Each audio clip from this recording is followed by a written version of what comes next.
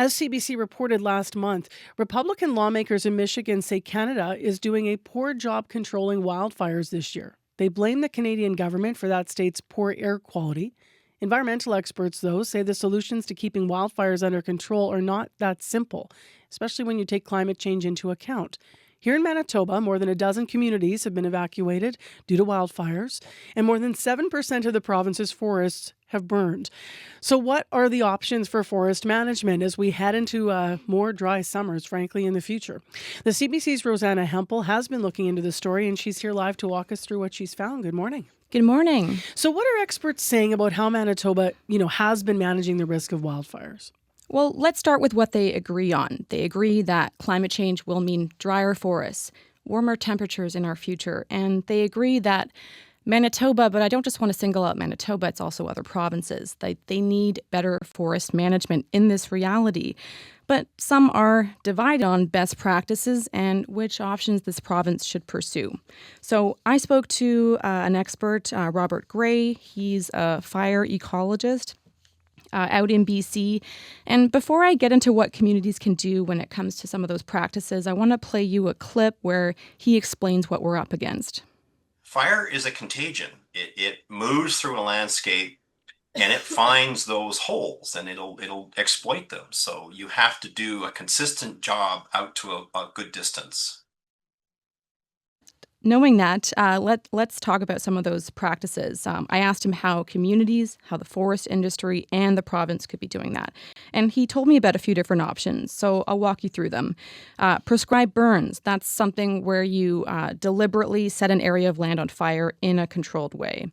Some other ways include clearing and thinning trees, restoring grasslands, wet meadows. And for it to really work, he says that communities need to treat 40% of the landscape that's around them using some of those options. And it would need to be at a great distance. So he said at least 10 kilometers out from that community. And it's because of the embers. They can blow kilometers with a strong wind. And he says Manitoba should be working with the forest industry to make some of these things happen because they'd benefit from it too. I can confidently say that the industry is scared to death. Just here in BC, around 15% of the timber harvesting land base has been lost to fire in the last 7 years. You're looking at catastrophic failure in the industry, and that's BC, and I'm sure it's the same across the country. So it's at an inflection point right now where they're going to have to look seriously at how do you maintain the industry? And that means shifting this focus to an objective focused on wildland fire and not just timber harvesting. So what he's arguing is using harvesting, so logging, as a tool to meet a different objective.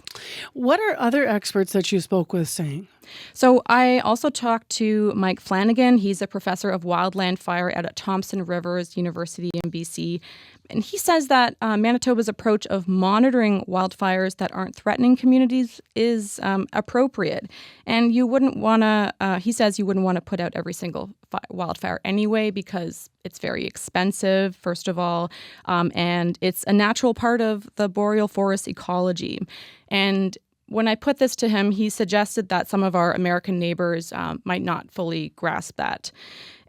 But that being said, with climate change, there will be a greater risk of wildfires. And he says that we should focus on what we can control. We talked about a lot of different things, but in a nutshell, he said we should be focusing on proactive backcountry travel and fire bans and the Fire Smart program. Now, we'll get into some of those bans and the Fire Smart program in a moment. But first, I want us to get out of Manitoba. So what are other provinces doing that maybe Manitoba is not? So communities in BC, for example, are doing these controlled burns. So this is an Indigenous cultural burning practice that has been used as a land management tool for a very long time. In recent years, we've seen a resurgence of the use of this tool in Australia, for example, in California. And Parks Canada has used it for 4 decades, including near Jasper.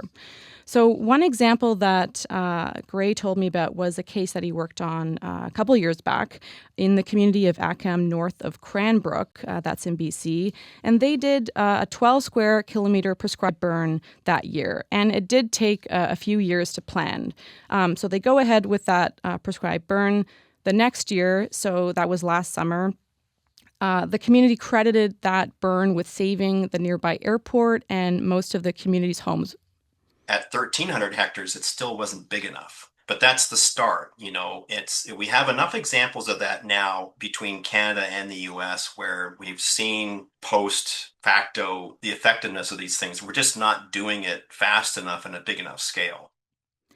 So controlled burns are something that the Manitoba Wildfire Service has done here, including out at Spruce Woods Provincial Park this past spring. But it's not clear to me to what extent this province is using the tool, in particular when we're talking about wildfires, and they declined interviewing with us for the story.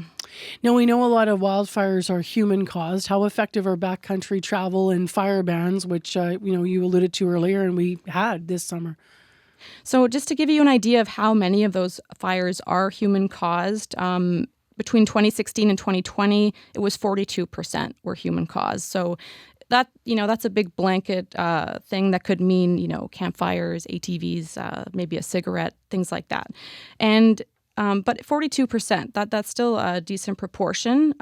This is where Flanagan says we should be targeting our attention. And he says backcountry travel and fire bans are a very effective way of doing that. Most of the fires in Manitoba this May were human caused. So improved education programs, fire bans. Most fire management agencies are really good at using fire bans. Forest closures, there seemed to be a reluctance because it's so unpopular, okay? Because it means no industry and no recreation. So in hindsight, he says Manitoba could have been more aggressive with some of those bans and the education outreach. If we think back to the spring, the province first announced some of those enhanced fire and travel restrictions in Manitoba's Interlake and southeastern regions, and that was at the end of April. Mm-hmm. Corey was just checking, actually, our director, where they're still in place. Because I haven't talked about a fire ban in a while, and still in the Ontario area in the Whiteshell, there's bans there. There has been, I understand, some push though to make fire smart homes mandatory near at-risk locations. What's that about? So that's something that Flanagan is advocating. I'll walk through that Fire Smart program in a minute. But it is something I put to the Natural Resources Minister, Ian Bouchie's office. His spokesperson said it is an idea that they need to look at because it is challenging to adapt some of these older buildings to some of the standards that program is suggesting. So just walk you through what that program is. So it mostly focuses on what a property owner and what a resident can do around their home. So that means making sure that it's built with things that are fire resistant, making sure that the plants are fire resistant, that the trees that are planted there are well spaced, that they're well pruned so the fire can't climb up the tree.